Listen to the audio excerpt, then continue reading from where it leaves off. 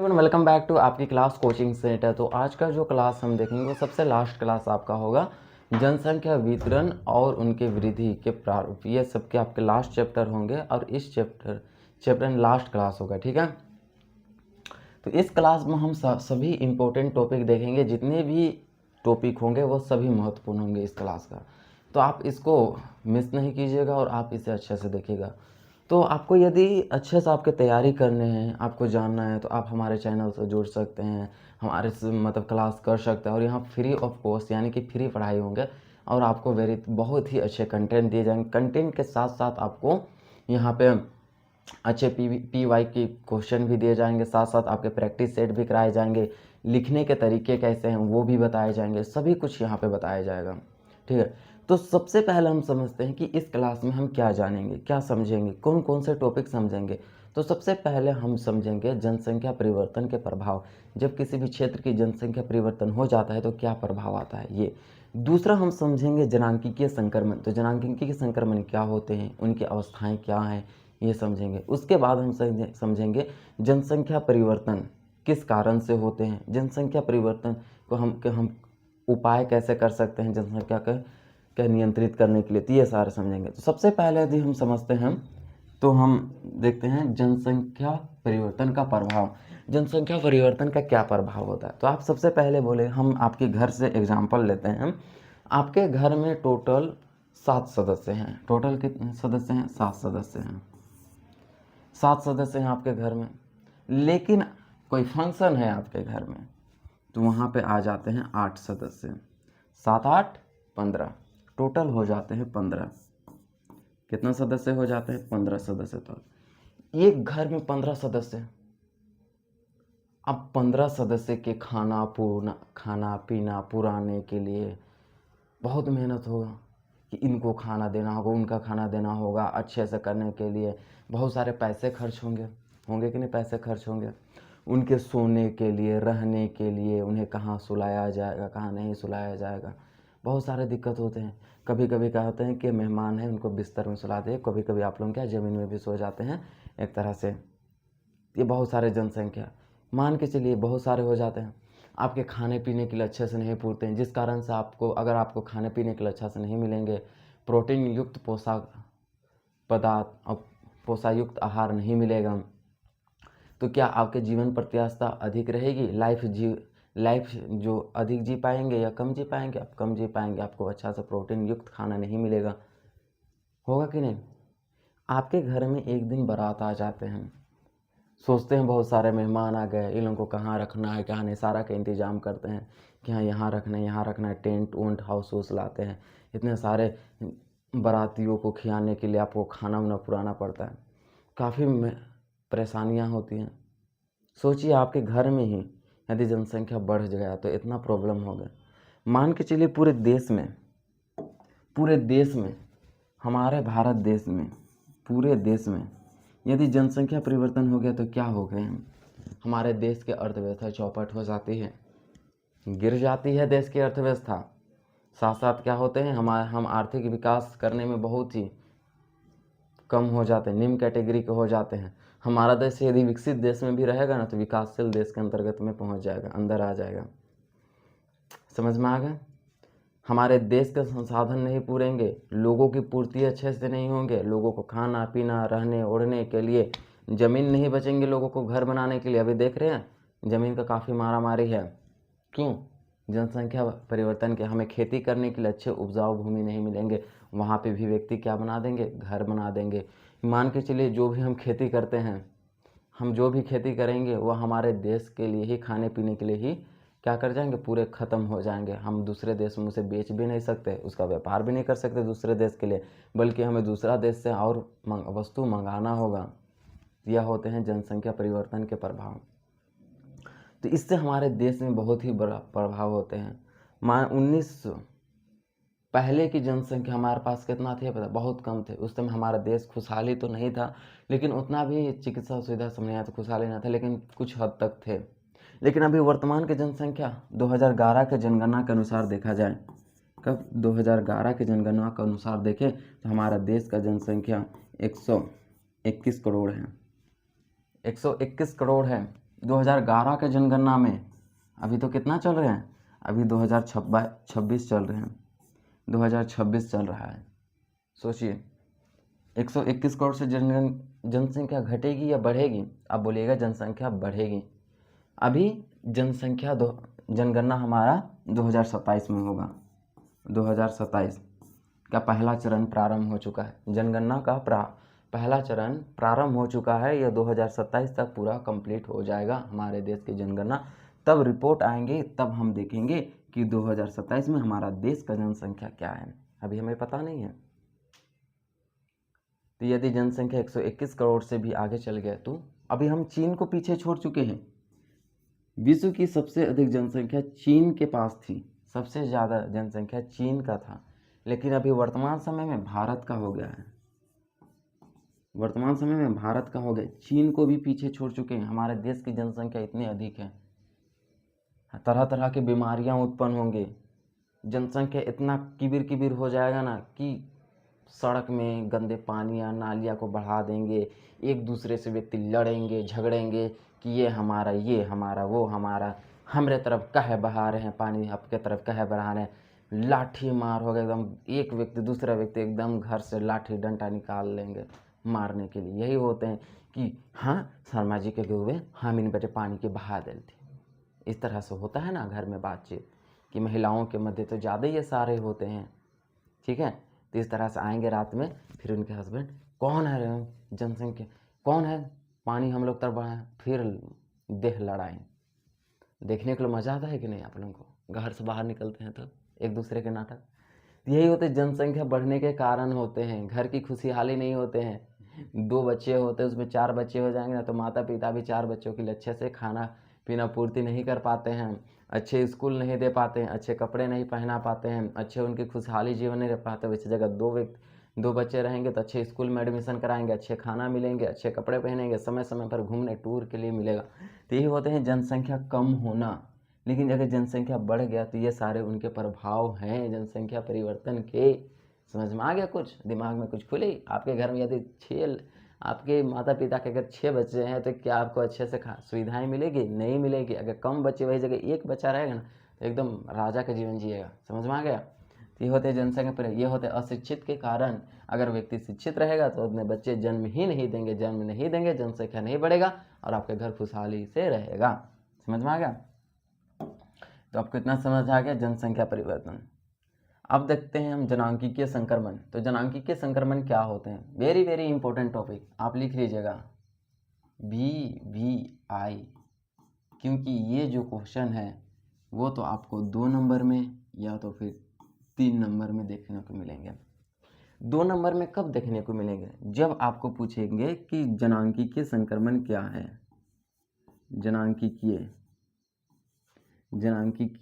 संक्रमण क्या है? संक्रमण क्या है? संक्रमण क्या है? तो ये आपके क्वेश्चन होंगे 2 नंबर के। तथा इनकी अवस्था की चर्चा करें। अगर तथा इनकी अवस्था की चर्चा करें, अवस्था की चर्चा करें, चर्चा या तो फिर वर्णन करें। तो ये आपके कितने नंबर के क्वेश्चन हो जाएंगे? ये आपके 3 नंबर के। यदि यहाँ तक क्वेश्चन पूछा तो ये 2 नंबर के। अगर पूरा यहाँ तक क्वेश्चन आता है तो ये आपके 3 नंबर के हो जाते हैं। या तो 2 या तो 3 नंबर में ये फाइनल है, क्वेश्चन दिए जाते हैं आपको। उस क्वेश्चन को, हर एक सेलेक्टेड क्वेश्चन को आपको बताए जाते हैं हाँ कि ये क्वेश्चन पूछे जाएंगे, ये नहीं पूछे जाएंगे। वैसे क्वेश्चन को हम VVI क्वेश्चन जो कि पूछने की संभावना सबसे अधिक होती है, 80% चांस होते हैं जो कि आपके पेपर में लड़ेंगे ही लड़ेंगे। क्योंकि बहुत क्वेश्चन हम लोग प्रीवियस PYQ क्वेश्चन देखते हैं, PYQ क्वेश्चन देखते हैं कि बार बार कौन से क्वेश्चन रिपीटेड किए जाते हैं, उसी आधार पर आपको बताते हैं। और खुद से भी ये हम देख चुके हैं। ठीक है, हम खुद दे रहे थे एग्ज़ाम, उस समय ये सारे चीज़ देखे हुए हैं तो किस तरह से इसको पूछा जाता है। और इसमें PYQ भी इसमें कराए जाएंगे। तो हम समझते हैं पहले जनांकीय संक्रमण क्या होता है। जनांकीय संक्रमण कुछ नहीं है कि वर्तमान की जनसंख्या क्या है और आने वाले कल में जनसंख्या क्या होगी, यही है हमारा उसका अनुमान लगाना कि जनांकीय संक्रमण है। अभी हमारा खेतीहर समाज, ग्रामीण समाज किस तरह से अपना विकास करके एक औद्योगिक समाज या तो शहर की ओर प्रवाहित होती है, शहर की ओर जाते हैं, उसी को हम क्या कहते हैं, जनांगीय संक्रमण। पहले थे उच्च मृत्यु दर, उच्च जन्म दर, अब है निम्न मृत्यु दर, निम्न जन्म दर, इसी को हम क्या कहते हैं, जनांगीय संक्रमण कहते हैं। यही हमारा क्या होता है, जनांगीय संक्रमण होता है। समझ आ गया? तो इसी को हम कहते हैं जनांगीय संक्रमण। तो जनांगीय संक्रमण मात्र एक पता लगाना है कि पहले क्या थे और अब क्या हो गए। जैसे आई मूवी देखें हैं, आई मूवी देखें, आई मूवी में क्या था, हीरो क्या हो जाता है, ठीक है, उसके बाद इंजेक्शन देने के बाद क्या हो जाता है, पूछा जाता है क्या नाम दिखा के पहले क्या थे और अब क्या हो गए। तो वही ठीक उसी प्रकार जनांगीय संक्रमण भी यही कहता है कि पहले क्या था अब क्या होगा। पहले हमारा देश की जनसंख्या कम था, लेकिन अभी क्या है, 121 करोड़ जनसंख्या है।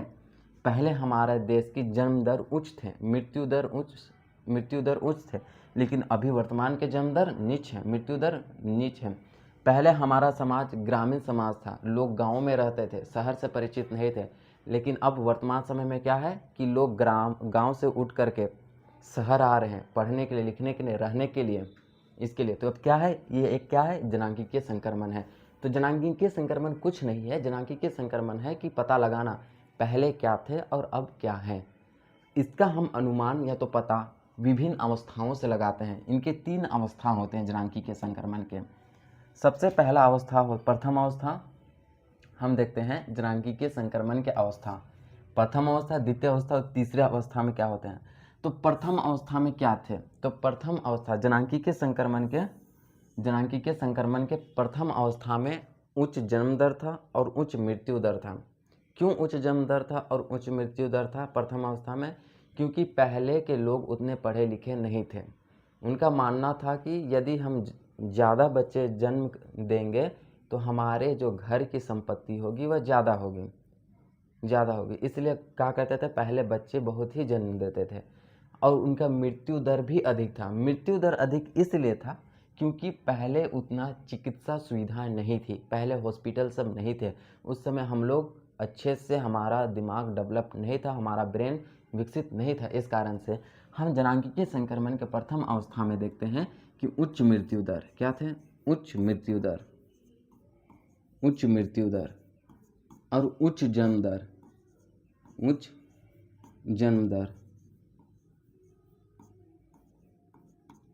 उच्च जन्म दर होने के क्या कारण थे कि परिवार के लोग मानते थे कि बड़ा परिवार ही सबसे बड़ी संपत्ति होती है। फॉर एग्जाम्पल के लिए कि देखिए, कोई व्यक्ति भीख मांगता है तो वो लोग सोचते हैं कि यदि हम ज़्यादा बच्चे जन्म देंगे तो ज़्यादा लोग होंगे, ज़्यादा भीख मांगेंगे तो हमारे पास ज़्यादा पैसा आएंगे, ऐसा सोचते हैं। कोई भी भिखारी को देखिएगा तो इस कारण से वो ज़्यादा बच्चे जन्म देते थे। हमारा समाज भी ऐसा ही था।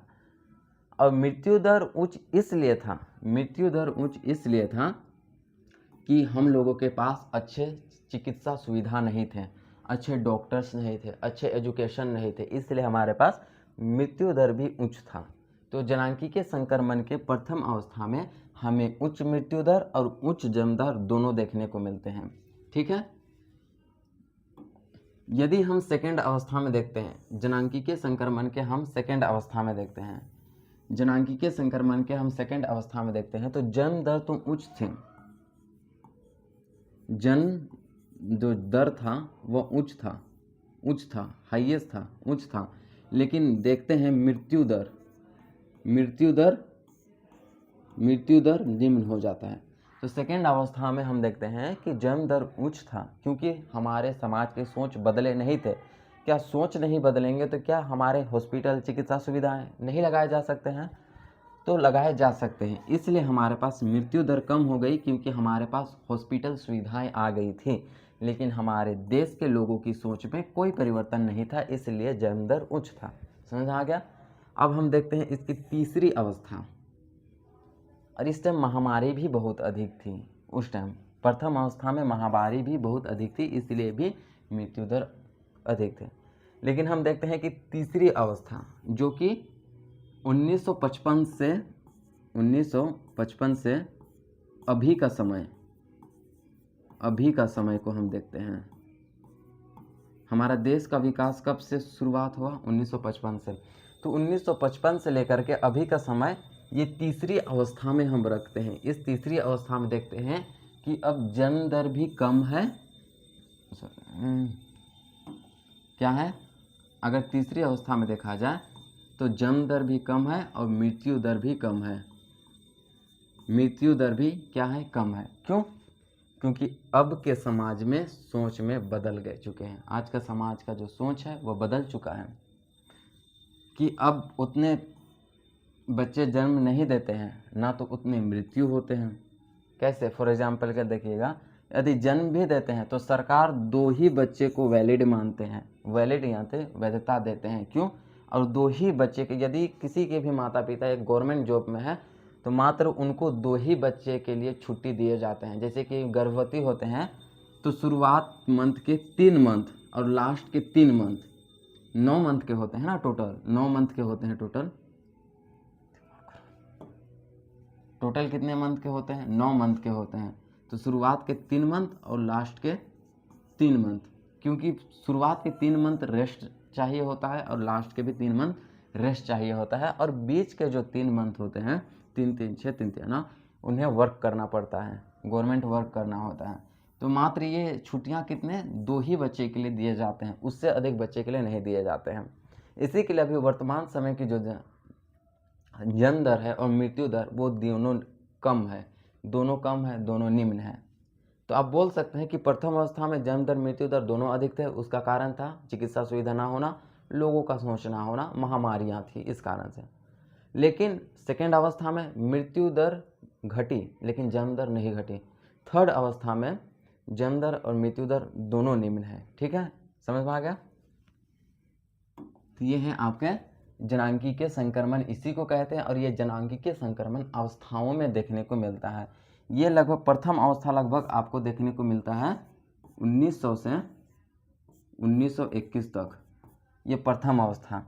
और सेकेंड अवस्था हम देखते हैं 1921 से लेकर के 1955 तक, सेकेंड अवस्था। और थर्ड अवस्था देखते हैं 1955 से अभी वर्तमान समय तक, कह सकते हैं 2026, अभी वर्तमान समय। तो ये हमारे जनसंख्या संक्रमण की अवस्थाएं हैं, जो कि 3 अवस्था में डिवाइड किया गया है। इसी को कहते हैं जनांगीय संक्रमण। समझ में आ गया? प्रथम अवस्था ये है, आप लिख सकते हैं अच्छा से। फिर आपका हो गया ये दूसरी अवस्था। प्रथम अवस्था दिखा चुके, दूसरी अवस्था है। ठीक है, ये आपके दूसरी अवस्थाएं हैं, इसे भी आप अच्छा से लिख सकते हैं। और ये आपका तीसरी अवस्था जनांगीय संक्रमण के। अब हम देखते हैं जनसंख्या वृद्धि के कारण। जनसंख्या वृद्धि के क्या क्या कारण है? पहला है बेरोजगारी। लोगों को रोजगार नहीं होगा तो लोग क्या करेंगे? गांव से उठ करके शहर आ जाएंगे कमाने के लिए। बेरोजगार लोग, ठीक है, जिसके पास रोजगार नहीं। बेरोजगार जिसके पास कोई काम नहीं होता है उसे कहते हैं, और रोजगार जिसके पास, तो वो लोग रोजगार के तलाश में गांव से शहर हो जाएंगे। तो ये पहला कारण है। दूसरा कारण है गरीबी। गरीबी में भी लोग क्या होते हैं? गांव से शहर कमाने के लिए आते हैं। सेकंड, पुत्र पाने की इच्छा। एक होता है जनसंख्या वृद्धि के कारण पुत्र पाने की इच्छा। बहुत सारे लोग चाहते हैं कि एक व्यक्ति है, इसे चाहिए था बेटा, लेकिन हो चुका है 2 बेटी। तीसरा बार ट्राई करता है, चाहिए होता है बेटा, तो भी निकलती है बेटी। चौथा बार ट्राई करता है तो चाहिए होती है बेटा, तो भी निकल जाता है बेटी। ऐसे में बेटा पाने के चलते बेटी आज किसी के 5 बेटी हैं, 6 बेटी हैं, लास्ट में छोड़ देता है, थक जाता है। क्यों? क्योंकि वह अशिक्षित है। अगर शिक्षित लोग ऐसे करते हैं कि नहीं हो रहा है, इसका मतलब समझ जाता है कि हमारे में पुरुष के ऊपर कमजोरी है। कैसे? साइंस क्या कहता है? हम क्या होते हैं? XY। साइंस क्या होता है? पुरुष के पास होते हैं XY और फीमेल के पास होते हैं, महिला के पास होते हैं XX। तो क्या होते हैं? XX मिलते हैं तो बन जाते हैं बेटी, YX मिलते हैं तो बन जाते हैं बेटा। तो यानी कि पुरुष के पास Y ना हो करके इसके पास भी X है, तो दोनों एक्स पुरुष के पास, दोनों एक्स फीमेल के पास, तो बार बार बेटी हो रहे हैं, ये समझ जाना चाहिए उसको। तो भी वह बेटा के चलते लगल है। इस तरह से जनसंख्या होता है कि नहीं? यही होता है पुत्र पाने की इच्छा, से बेटा से बेटी, बेटी से बेटा, यही होता है। सेकेंड हम देखते हैं अशिक्षा। यही है, अशिक्षा के कारण ही बेटी बेटी के चलते, सॉरी, बेटा बेटा के चलते बेटी ले लेते हैं। ठीक है, यही अशिक्षा। जागरूकता की कमी। जागरूकता की कमी कैसे? यदि उन्हें पता चलता पुरुष के पास XY क्रोमोसोम होते हैं, महिला के पास XX क्रोमोसोम होते हैं, या उन्हें जागरूक रहते हैं, ये व्यक्ति जानते हैं कि हाँ ये मेरे पास नहीं है, इस कारण से मेरे बेटा नहीं हो रहा है, मेरे पास X है इस कारण से बेटी हो रही है, तो क्या वो ऐसे बार बार करते? ऐसा हरकत वो करता? नालायक नहीं करता। ठीक है। अधिकांश लोगों का कृषि से जुड़ा होना। अधिकांश लोग आज देख रहे हैं कृषि से जुड़े हुए हैं, यही होना। ठीक है। अब इस जनसंख्या नियंत्रण के उपाय हम कैसे कर सकते हैं? जनसंख्या नियंत्रण के उपाय, पहले शिक्षा, पढ़ाएंगे, समझो कि तुम्हारे पास ये नहीं है, इसी के लिए नहीं हो रहा है, तो समझेगा तो नहीं करेगा। ठीक है, उससे क्या होंगे? कम होगा। दूसरा होगा रोजगार, बेरोजगार को मिलेगा रोजगार गांव में भी, तो भाग के नहीं जाएगा शहर।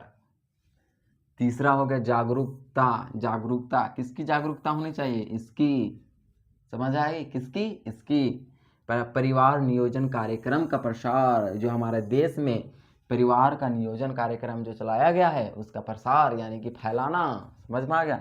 तीसरा है यही है परिवार नियोजन द्वारा उपलब्ध सुविधाएं। परिवार नियोजन द्वारा उपलब्ध सुविधाएं, यहाँ रिवार नहीं है, परिवार है। समझ आ गया? यही कमियां हैं हमारे देश की, इसी के लिए ये हमारे पास होते हैं। द एंड, हमारा चैप्टर यहाँ पे ख़त्म हो जाता है। ये आपके VVI क्वेश्चन है, जनसंख्या नियंत्रण के क्या उपाय हैं ये पूछे जाते हैं, जो कि 5-6 टॉपिक आपको दिए हैं। 5 नंबर में ये क्वेश्चन दिए जा सकते हैं। जनसंख्या वृद्धि के कारण का वर्णन करें, तो आप इसको 5 टॉपिक आप लिख सकते हैं। ठीक है, जनसंख्या नियंत्रण के उपाय ये लिख सकते हैं, क्योंकि आप इसके लिए वेरी वेरी इंपॉर्टेंट टॉपिक है। जितने भी टॉपिक आपको पढ़ाए हैं महत्वपूर्ण टॉपिक है, आप इस टॉपिक में से एक टॉपिक को भी मत छोड़िएगा, पूछे जाएंगे क्वेश्चन। उसके बाद अगर नहीं पूछे गए तब आके मेरा चैनल को सब्सक्राइब की जगह में डिस्क्राइब कर दीजिएगा, लाइक की जगह में डिसलाइक कर दीजिएगा। ठीक है, ठीक है, आपको अगर नहीं पूछे जाएंगे तो कुछ 2 गृह कार्य में हम देते हैं आपको HW वर्क। HW वर्क दिया जाए, ये है आपके यहाँ पे ऑप्शन। सबसे पहले क्वेश्चन है, निम्नलिखित में से कौन सा एक विरल जनसंख्या वाला देश नहीं है? विरल का अर्थ होता है कम। तो कौन ऐसा स्थान है जहां की जनसंख्या कम नहीं है? ध्रुवीय प्रदेश, यहाँ की जनसंख्या कम है। दक्षिण पूर्वी एशिया, पढ़ाए हैं शुरू में, जनसंख्या क्या है? क्या है? अधिक है। यहाँ की जनसंख्या कम है, भूमध्य सागर के पास। अटाकामा का मरुस्थल, जनसंख्या कम है। तो पूछा गया क्या है क्वेश्चन में? कोहा का कौन स्थान जहां पे जनसंख्या कम नहीं है? दक्षिण पूर्वी एशिया, यहाँ की जनसंख्या कम नहीं है। दक्षिण पूर्वी एशिया बोले तो ये हो गया आपका दक्षिण, ये हो गया पूर्वी। क्या ये वाली जनसंख्या, यहाँ के क्षेत्र की जनसंख्या कम है? यहाँ तो काफ़ी कृषि औद्योगिक क्षेत्र है, तो यहाँ की जनसंख्या कम नहीं है। आपका क्वेश्चन आंसर क्या हो जाएगा? बी। बी नहीं सी, बी नहीं सी। ठीक है, अब हम देखते हैं लिखित में से कौन सा एक प्रतिकस कारक नहीं है? नहीं है पूछ रहा है, क्वेश्चन को समझना है और नहीं है। जलाभाव क्या एक प्रतिकस कारक है? हाँ या ना? आप बताइए। हम बोल रहे हैं बेरोजगारी एक प्रतिकस कारक है कि नहीं है? लोगों को रोजगार नहीं मिलते हैं, इसी के लिए वो टहल जाते हैं शहर की ओर, प्रतिकस कारक है।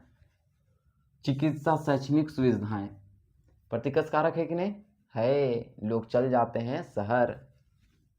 महामारियां प्रतिकस कारक है कि नहीं है? यदि अपने स्थान को छोड़ करके दूसरे स्थान में जाने के लिए मजबूर करते हैं तो वो क्या होते हैं, एक प्रतिकर्ष कारक होते हैं। तो महामारियाँ हमारे देश हमारे घर में आ जाएंगे तो हम दूसरे घर चल जाएंगे, प्रतिकर्ष कारक। ठीक उसी प्रकार गांव में है, शहर चल जाएंगे, प्रतिकर्ष कारक। चिकित्सा हमारे घर में नहीं है, दूसरे घर चल जाएंगे। ठीक उसी प्रकार चिकित्सा हमारे गांव में अच्छे नहीं है, दूसरे शहर चल जाएंगे, प्रतिकर्ष कारक। बेरोजगारी, हमारे गांव में रोजगार नहीं है, बेरोजगारी है, तो शहर में जाकर रोजगार ले लेंगे, प्रतिकर्ष कारक। लेकिन क्या जलाभाव एक प्रतिकर्ष कारक के अंतर्गत आता है? नहीं आता है ना।